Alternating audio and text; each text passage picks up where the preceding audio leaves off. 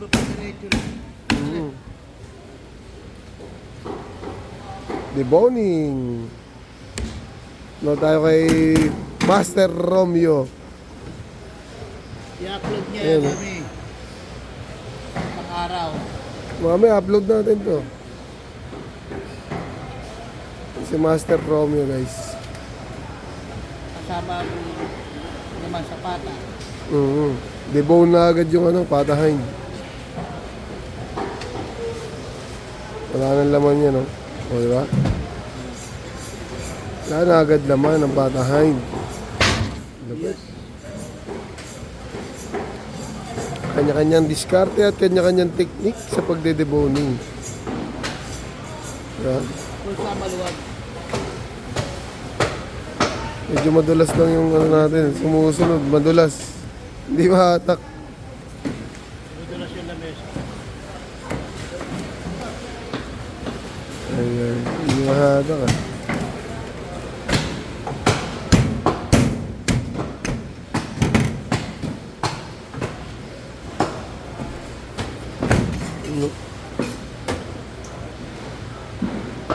Usay. Master Rome. Ayan, ganyan talaga sila maglaga guys. Oh. Ayan o. Ayan, kung makapansin nyo yung soft bone nila. Ayan yung binutasan. Ayan yung pinakang picture. Ayan yung magiging picture, di ba? Kaya ganyan yung tabas ng ano. Makita mo nga sa sa China. Walang yan po. Walang motor. Yung diretso. Ayan.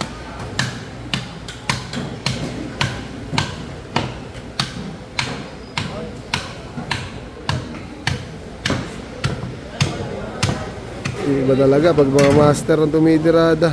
Napakahuhusay. Yan. Lahat sila dito guys, nabigyan na natin ng Jigens and Knife. Wala na tayo nakalimutan. Lahat nabigyan na natin.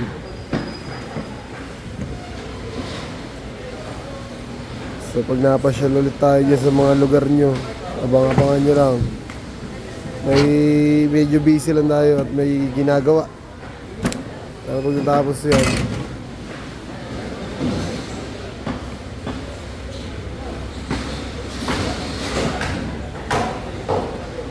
makapasyal tayo sa mga lugar nyo.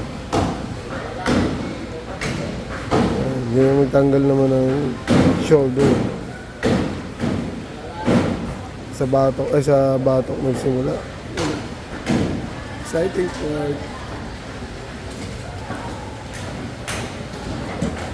Yes, madulas.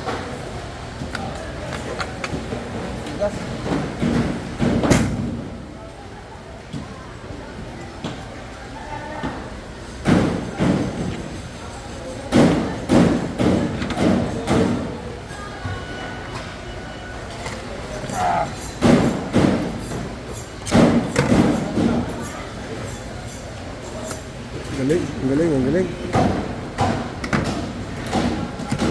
Galing, ang galing, ang galing. Diba? Perfect yan, perfect.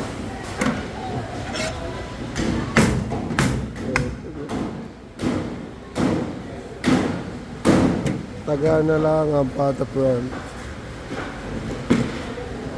May buko.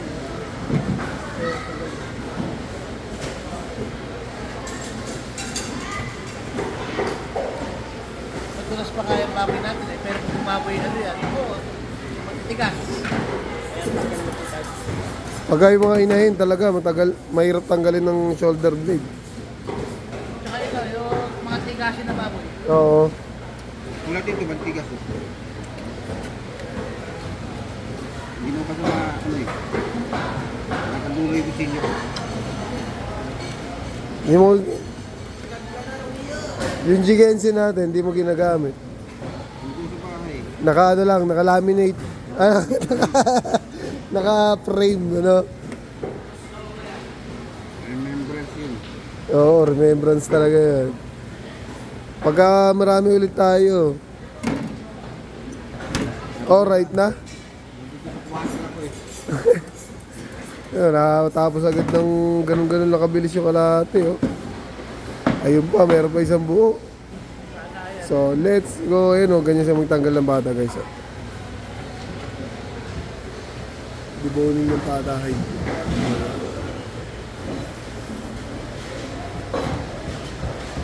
Nice one. Kuya Romeo. Thanks.